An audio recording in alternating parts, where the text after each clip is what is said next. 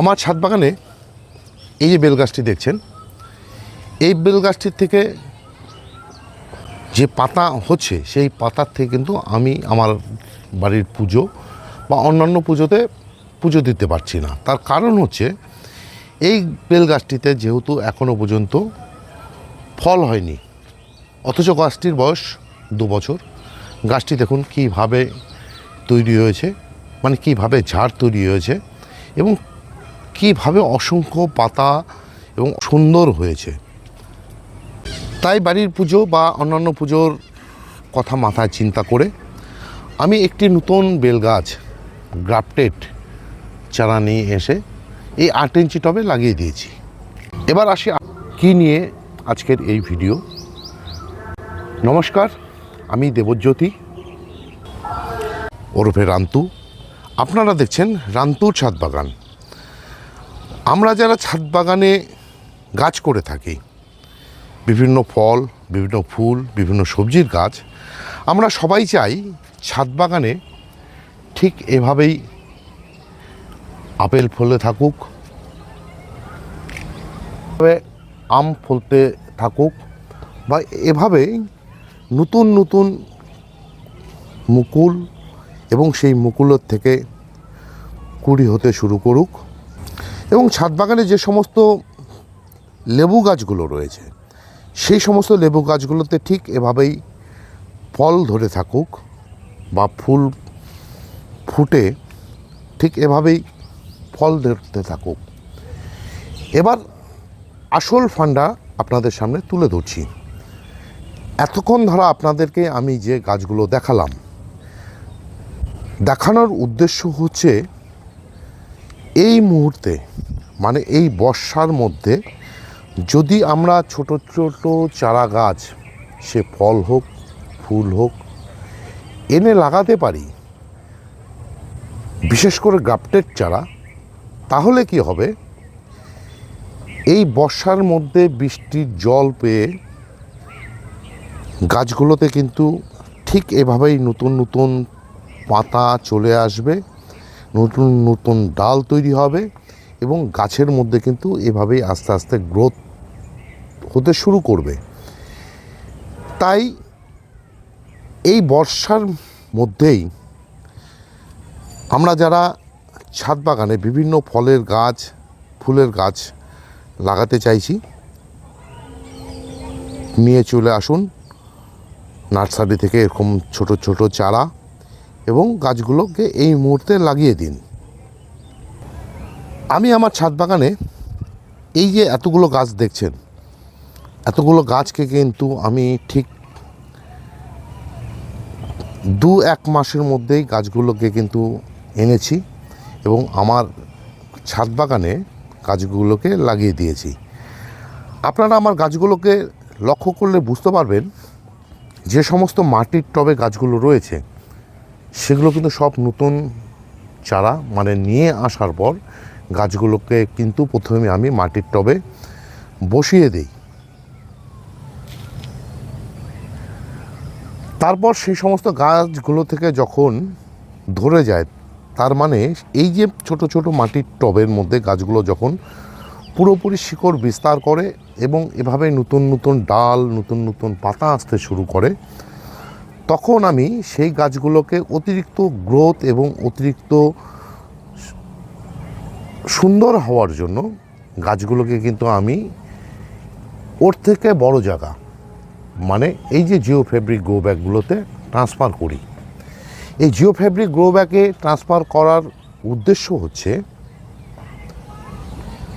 এই গ্রো ব্যাগে যেমন জল বসে থাকে না, জল দিলে জল খুব তাড়াতাড়ি বেরিয়ে যায়, এবং এই যে প্রচণ্ড গরম, প্রচণ্ড রোদেও কিন্তু এই যে জিও ফেব্রিক গ্রো ব্যাগগুলো প্লাস্টিকের গ্রো ব্যাগের মতন কিন্তু গরম হয় না।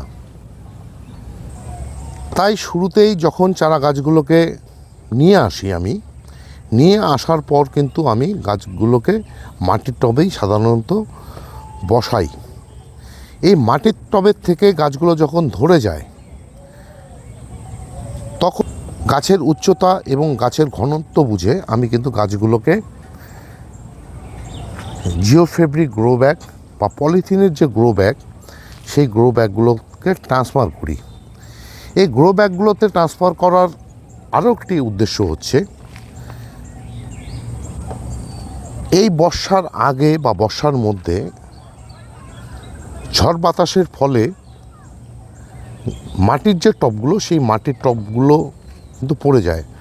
পড়ে যাওয়ার উদ্দেশ্য হচ্ছে, এই যে গাছগুলো দেখছেন, গাছগুলোতে যে পরিমাণে ঝাড় তৈরি হয়েছে, সেই ঝাড়ের ফলে একটু হাওয়া বাতাস উঠলেই কিন্তু গাছগুলো পড়ে যায়। এই যে বিশেষ করে এই ধরনের মাটির টব বা এই ধরনের যে প্লাস্টিক টব, যার জন্য দেখুন আমার যে এই প্লাস্টিকের টবগুলি আমি কিন্তু পিলারের সঙ্গে রশি দিয়ে বেঁধে রেখেছি, অথচ এই যে বড় বড় টব, বড় বড় গাছ জিও ফেব্রিক গ্রো ব্যাগের মধ্যে বসানো, আমি কিন্তু কোনো রকম বেঁধে রাখিনি। এখানে দুটি বিষয় রয়েছে। এই যে পলিথিনের যে গ্রো ব্যাগগুলো, এই গ্রো ব্যাগগুলো কিন্তু একটু হাওয়া বাতাস হলেই উল্টে পড়ে। তাই এই যে গ্রো ব্যাগগুলোকে দেখুন আমি কিভাবে বেঁধে রেখেছি। দেখুন আমি কিভাবে গ্রো ব্যাগগুলোকে বেঁধে রেখেছি। কিন্তু জিও ফেব্রিক গ্রো ব্যাগের ক্ষেত্রে সেটা করতে হয় না। এবার আসি, এই যে গাছগুলোকে আমি কেন আপনাদের সামনে তুলে ধরছি, তার কারণ হচ্ছে আজকের যে ভিডিও করার উদ্দেশ্য, সেটা হচ্ছে এই বর্ষার মুহূর্তে আমরা যদি গাছগুলোকে খুব সুন্দরভাবে গ্রোথ আনতে চাই বা গাছগুলোকে তৈরি করতে চাই, তাহলে কিন্তু আমাদেরকে এই মুহূর্তে গাছের চারা নার্সারি থেকে নিয়ে এসে গাছগুলোকে বসিয়ে দিতে হবে। এই সময় বিভিন্ন চারা মানে বিভিন্ন ফলের গাছ, তার যে মাটি দরকার, তার যে মিডিয়া দরকার, সেই মিডিয়ার মধ্যেই কিন্তু আমরা গাছগুলোকে একে একে বসিয়ে দেব। কোন মিডিয়াতে কোন গাছ বসাতে হবে তার উপর আমার এই যে চ্যানেল রান্তুর ছাদ বাগান, এই চ্যানেলে অনেক ভিডিও দেওয়া আছে, আপনারা চাইলে সেই সমস্ত ভিডিও দেখে নেবেন। আজকের ভিডিওর উদ্দেশ্যই হচ্ছে আপনাদের কাছে বার্তা পৌঁছানো যে এই মুহূর্তে মানে বর্ষার সময় গাছগুলোতে বৃষ্টির জল পেয়ে যেহেতু গাছগুলোতে প্রচুর পরিমাণে গ্রোথ চলে আসে, মানে প্রচুর পরিমাণে সুন্দরভাবে বাড়ে, তাই আপনারা যদি আপনাদের ছাদ বাগানে বিভিন্ন ফল বা ফুলের গাছ সামনের সিজনের জন্য তৈরি করতে চান, তাহলে এই সময়টাকে মোক্ষম সময় হিসাবে আপনারা বেছে নেবেন এবং নার্সারি থেকে ঠিক এই মুহূর্তে আপনারা গাছের বিভিন্ন ফলের গাছের চারা, ফুল গাছের চারা নিয়ে এসে মাটির টবে প্রথমেই গাছগুলোকে বসিয়ে দিন। সেই গাছগুলো যখন তৈরি হয়ে যাবে, মানে ধরে যাবে, মনে করুন আজ থেকে আরও 3-4 মাস পরে, মানে অক্টোবর নভেম্বর মাসে সেই সমস্ত গাছগুলোকে রিপোর্ট করে দিন। জানুয়ারি ফেব্রুয়ারি মাস থেকেই বিভিন্ন ফুল ফল গাছের যেহেতু ফুল চলে আসে এবং সেই সমস্ত ফুলের থেকে ফল ধরে, আপনারা কিন্তু দিব্যি সেই গাছগুলো থেকে ফুল ফল পেয়ে যাবেন। এই ছিল আজকের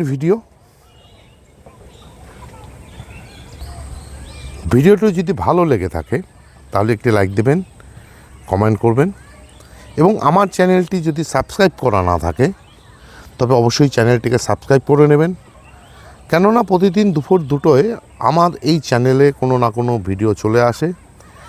সেই সমস্ত ভিডিও দেখতে হলে বা পেতে চাইলে আমার এই চ্যানেলটিকে সাবস্ক্রাইব করে নিতে হবে। সবাইকে অশেষ অশেষ ধন্যবাদ এবং শুভেচ্ছা জানিয়ে আজকের এই ভিডিও শেষ করছি। সবাই ভালো থাকবেন, সুস্থ থাকবেন, সবুজের সাথে থাকবেন। ধন্যবাদ।